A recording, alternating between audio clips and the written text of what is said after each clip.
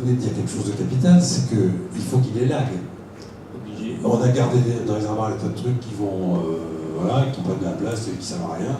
Et le jour où on veut passer à ça, on se dit, bon, ben, oui, mais vous n'avez pas besoin de tout ça. Enfin, en même temps, au pire, si on doit passer vers la belle armoire noire qui est en haut, on peut y aller. Hein.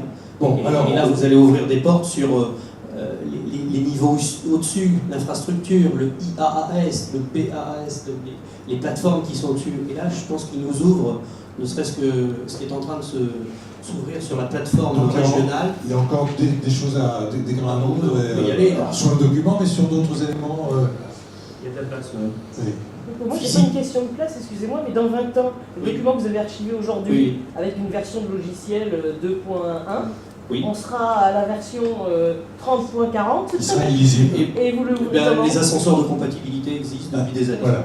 Oui, je sais pas. Parce que moi, j'ai connu le problème pour ça que... Non, mais, on peut plus ouvrir le document. Justement, en même temps que la norme est arrivée, elle a institué un certain nombre de règles, et on voit arriver des standards de fait qui, quand même, sans citer l'un ou l'autre, commencent à s'imposer.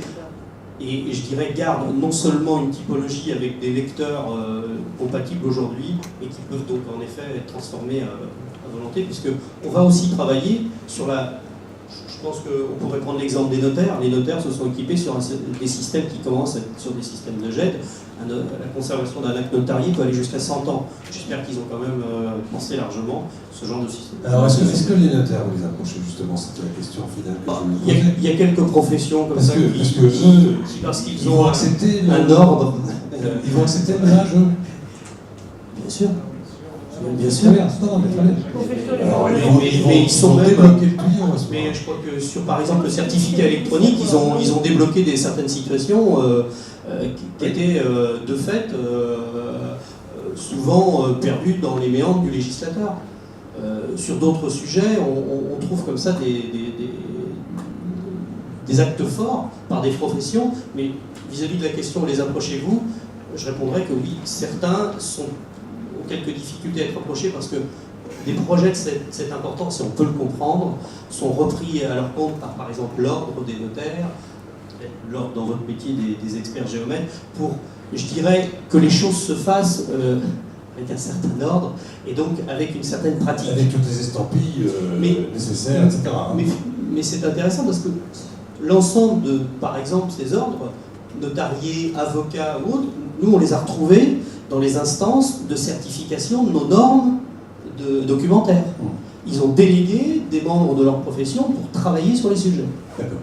Dernière question alors, l'INPI qui est sur l'image formidable des services web parfaits, l'enveloppe selon comment vous savez qu'on brûle par endroit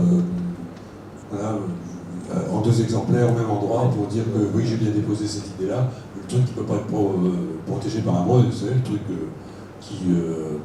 vraiment l'enveloppe solo vous avez déjà vu? C'est magnifique. Oui, vous pouvez en faire, il n'y a pas besoin de faire des trous, mais vous faites l'équivalent des trous. L'équivalent avec le scellement et les redotages. Mais il y a peut-être des problèmes de sécurité. Transition, vous passez votre micro. Merci beaucoup Jean-Michel. Jean-Michel Crane. Alors, regarde les bonnes choses pour la fin, la sécurité. Vous êtes consultant, pourquoi vous êtes simplement consultant? Vous êtes extérieur à Orange ou c'est un nom qu'on donne aux gens qui sont le long du muraille, qu'on ne veut pas trop voir, qui font des choses... N'essayez pas de noircir le tableau. J'ai bien senti quand vous m'aviez abordé que c'était pour noircir le tableau, donc je vais essayer de rester dedans. Très simplement, Orange, c'est un acteur de la technologie, d'une technologie qui est fondamentale, à la fois sur les réseaux mais aussi sur les informations. Et on ne peut pas imaginer de fournir ce type de prestations sans accompagner les clients dans la réflexion sur leur sécurité au sens global du terme. Donc, la fonction de consultant sécurité, c'est vous accompagner d'une certaine façon pour prendre le problème par le bon bout en matière de sécurité. Et le bon bout, c'est pas forcément se faire peur. D'ailleurs, le rôle du consultant de sécurité, c'est pas de faire peur aux gens, c'est de prendre des décisions raisonnables. Oui, tout à fait. Donc, il ne faut pas avoir peur pour être raisonnable. Je dirais que il faut aller voir où ça bug pour... le pire, ce serait d'avoir peur, ce qui aboutirait à se censurer, à pas oser et à pas prendre des bonnes décisions et à rester dans une solution où finalement on reste figé sur ces... Votre champ d'action, où sont les risques? C'est ça un peu votre thème, c'est votre champ d'action.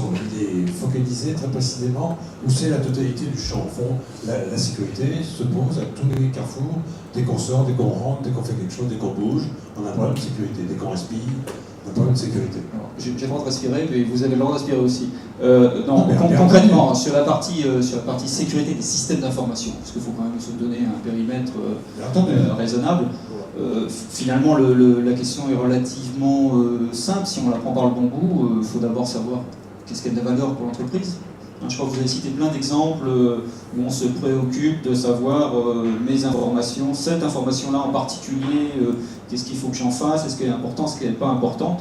Je crois qu'il faut d'abord avoir une analyse lucide de ce qui a de la valeur pour l'entreprise et ce qui n'en a pas. A priori, la plupart de ces documents et la plupart de ces données ont de la valeur pour l'entreprise.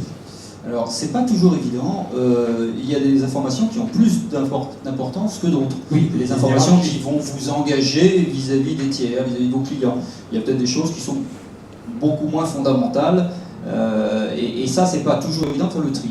Donc, faire le tri, c'est déjà une chose importante. La deuxième, c'est que les entreprises, elles sont une informatique qui peut être un peu compliquée. Vous avez cité plein de bouts de technologies diverses et variées et on ne sait pas trop où mettre la sécurité. Est-ce qu'il faut que je la mette plutôt dans votre poche parce que vous avez un iPhone ou un BlackBerry, ou est-ce qu'il faut que j'aille le mettre dans le centre informatique, parce que là où il y a les gros serveurs, c'est là où j'ai peur que ça brûle.